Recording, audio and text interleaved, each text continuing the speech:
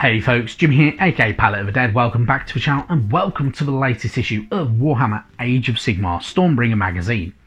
Now, as per usual with all these videos, if you like them, hit that like button, subscribe to the channel if you haven't already, and of course, drop me a comment down below.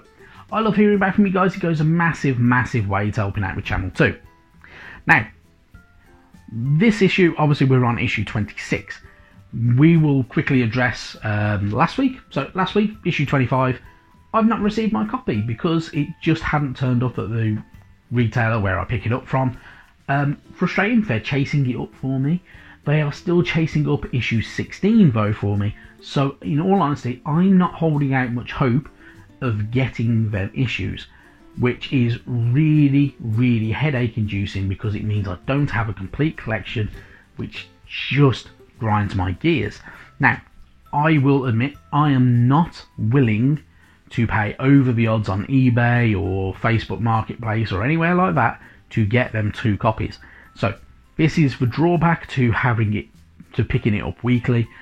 Obviously, if I didn't do weekly videos or anything like that, I would just subscribe and have it all delivered because it'd be far easier. But because I enjoy doing these videos, I choose to sacrifice for security of getting every issue by having to go collect it and such like, and potentially not having issues to kind of share with you guys and talk to you guys about, and minis that I'm now missing and such like. And weirdly enough, it's both terrain issues, which is just bizarre. Now, I'm not actually the only one who is missing last week's issue, and I imagine some other people are. Hopefully you get yours soon, hopefully I get mine soon, but yeah, it's a headache we have to kind of bear with every now and again. And yeah, fingers crossed, whoever's responsible for these cock-ups, most likely the distribution centres who send these out, pull their finger out and get it sorted, because this stuff is annoying. Anyway, mini rant and ramble over, let's crack into this week's issue, shall we? So obviously this week we're on issue 26. It is a paint issue. We have a pot of Khorne Red. Khorne Red, very handy to have. I use this quite a fair bit, so I'm quite glad we've got another pot of it because I've got a weird feeling I'm getting low at the moment on mine.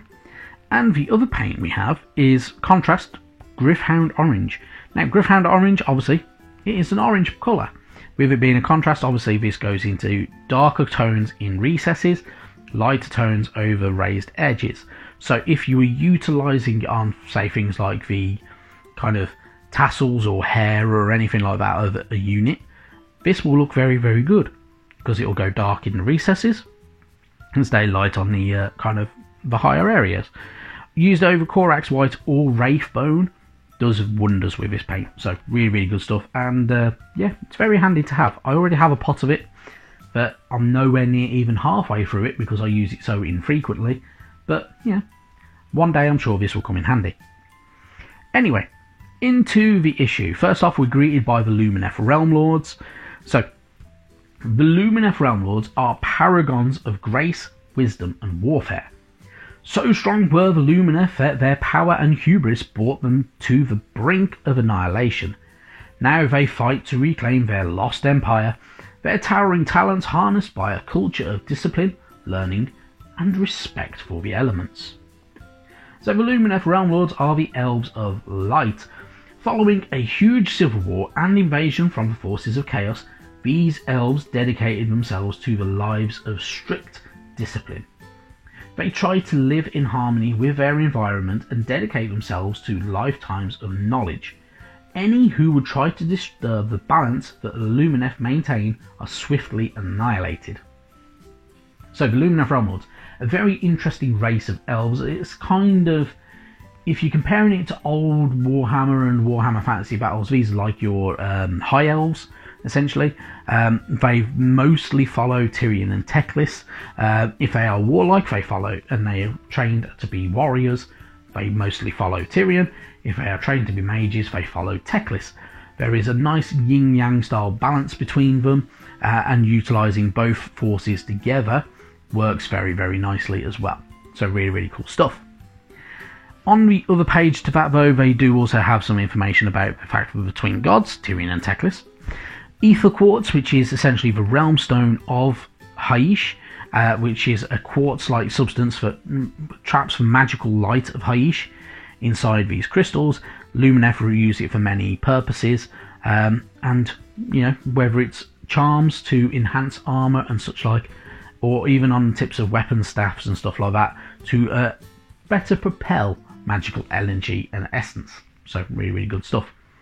And then there are the spirits of Hysh, including these large elemental creatures that basically push through, and the Alarith spirits of the mountains and such like, which can be utilised by the Lumineth Realm Lords and called upon at times to fight on their behalf, which is a nice little trick to have in your bag, isn't it, really? Then moving on, we get more elves. We get the Daughters of Khaine. So these are also part of the Forces of Order. The Daughters of Khaine are a bloodthirsty warrior cult fanatically dedicated to wiping out chaos. They are devoted to their murderous goddess Morathi Khaine, and they are notoriously ruthless. When the Daughters of Khaine go to war, the battlefield is turned into a ritual ground to be drenched in blood. The Daughters of Khaine are feared and respected in equal measure. While some might doubt their loyalty to Sigmar and the Pantheon of Order, none doubt their zeal. The Daughters of Khaine are each made from souls drawn from the Chaos God Slaanesh in dark blood rituals. When the Daughters of Khaine go to war, they aim to spill as much blood as possible. It is how they worship their god, Morathi Khaine. Now, if you are an old Warhammer fan, you will obviously know the name Khaine. You will probably know the name Morathi.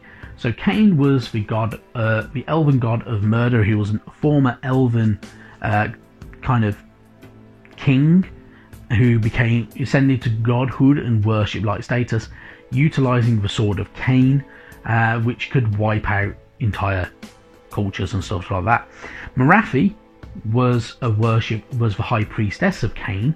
Her ex-partner once wielded the Sword of Khaine, and she has lived for many, many years kind of promoting the assassin cults from the Dark Elves and such like.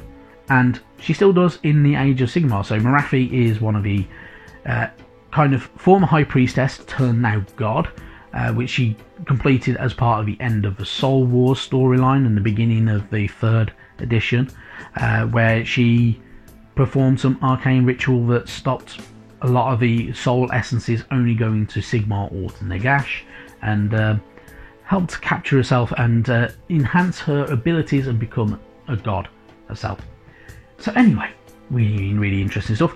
Obviously, the Daughters of Khaine are really quite interesting as well. They have these Melusai warriors, which are part female elf, part snake.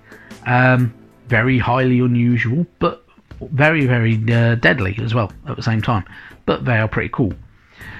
Obviously, Morathi Khaine is listed on here as well. So Morathi Khaine, if you ever buy the mini, you get 2 models with that mini. You get normal Morathi, and you get Morathi Khaine. Morathi Khaine is a big serpent-like version of Morathi, and Morathi just has essentially snakes for hair like Medusa, really. But yeah, really, really cool stuff. And they do have a lot of other bits as well. So we do have some that are kind of twisted and have wings, which is weird, and they utilise the Covens of Blood as well. So they do utilise a lot of sacrifice, blood rituals and worship, which you wouldn't think goes with the Pantheon of Order, would you? Anyway, moving forward though, we get information about more elves. We get the Idoneth Deepkin. So the Idoneth Deepkin are undersea raiders who wield the titanic power of the ocean. A soul curse has forced Idoneth into an unending struggle for survival, but this has not broken them. Instead, it has forged them into one of the realm's most terrifying enemies. They strike without warning or mercy.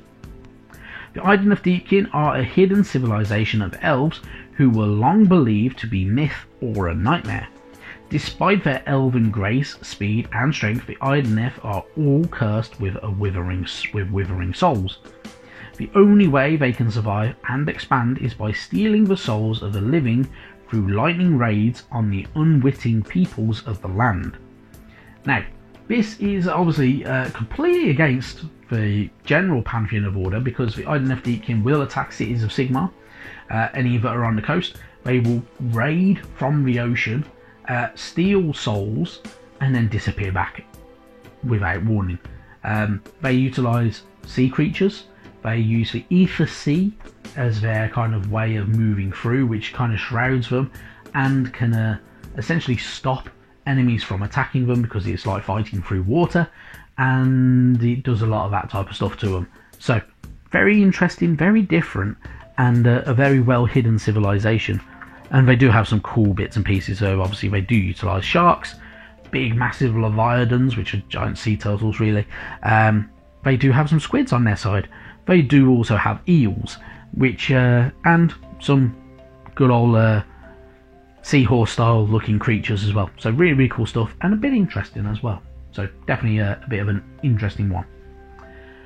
Moving on though, we get some information about Forces of Destruction. We get Gorka Morka. So Gorka Morka is the two-headed god of destruction, embodying both sheer brutality and low cunning. He is not worshipped in temples through whispered prayers, but through sheer mindless violence. Gorka Morka is followed by Oryx Ogres and Grots and Gargants. His essence is split into two entities. Gork is a god of sheer brutality, but knows sometimes it's necessary to be cunning. Mork, on the other hand, is the god of cunning and trickery, all the better for brutally ambushing an enemy. These two sides sometimes fight, splitting Gorka Morka in two. But yeah, utilising them both together can work very well. So you do also have a bit of information about Gordrak, the Fist of Gork. All followers of destruction are naturally drawn to Gordrak. The Mega Boss has an uncanny knack for knowing where to find a good fight. He is compelled to greater and greater acts of violence by his god's will, and even intends to invade Azir and destroy Sigmar's capital. Well, good luck on that one.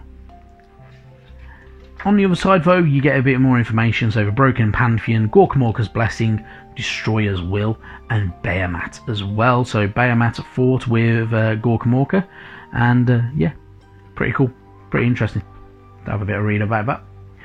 Then we actually get information about the Dawnbringer Crusades. So Dawnbringer Crusades are the push out from the cities of Sigmar.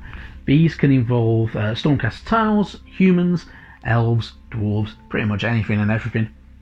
And the Dawnbringer Crusades is why we have Stormbringer, because Stormbringer, Dawnbringer, very, very similar. And the Dawnbringer Crusades is a general theme behind the third edition of good old Age of Sigmar. So really, really cool stuff.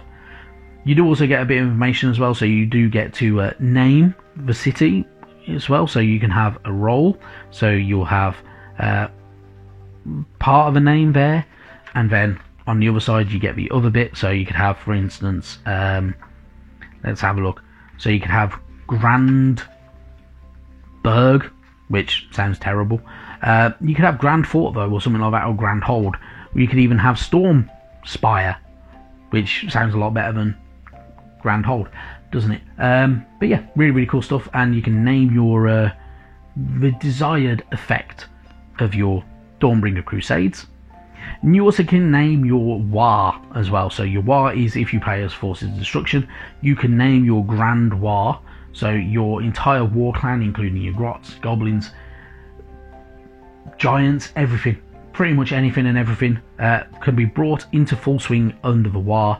You will have a leader, and then you can name it. So you can have the inciting incident, so the incident that sparks off the War, and then the population for the War as well. So yeah, really, really cool stuff, and a bit interesting. So I kind of like these pages, for quite fun. Then we move on, we get our How to Paint section. Our How to Paint section only utilises Khorne Red. Now, it is up to you if you follow these schemes. These schemes do work out quite alright, but you don't have to utilise them if you don't want to. Entirely your choice. Really, really good stuff though. Then we move forward, we get more information to do with our rules and the shooting phase and charge phases in particular on this page, and also the combat phase on the other side. You also get a bit of information of how to utilise certain things as well, including your charges and your charge rolls. and how to utilise moving forward to kind of push in and charge the enemies and unleashing hell on them and such like. And then lastly we get this week's battle. So this has been a long video, and this week's battle is an unusual one. So basically you will be deploying from around the edges if you are part of the Forces of Order, but the Forces of Destruction just stay in the middle, and basically it is a relentless assault. It is basically try to destroy each other as much as possible, break the lines, and win that way. Really good stuff though. Moving on, next week we have Gryph-hounds in issue 27. We should get 5 there. Normally they come in a pack of 6. So it does say 6 on there, but there's only 5 in that picture. No idea why. Anyway, we'll move forward. But yeah, 6 Gryph-hounds. I kind of like Gryph-hounds. They're quite fun. We only got 3 of them with Mortal Realms magazine. So I'm kind of looking forward to getting these guys. Issue 28 though, we get Zarbag's Gits. So these are your goblins and the Gloomspite Gits warband for Warhammer Underworld, which are pretty cool. They have some squigs, they have mushrooms dotted around their bases, and yeah, they look a little bit nutty, don't they? But yeah, really good stuff. I'm looking forward to that, and it should be good fun. Anyway, that is it from me. Thank you very much for watching this slightly longer than normal video, but we had a lot of lore in this one, so it was really cool stuff. But anyway, thank you very much for watching, and I will see you sometime soon. Bye bye now.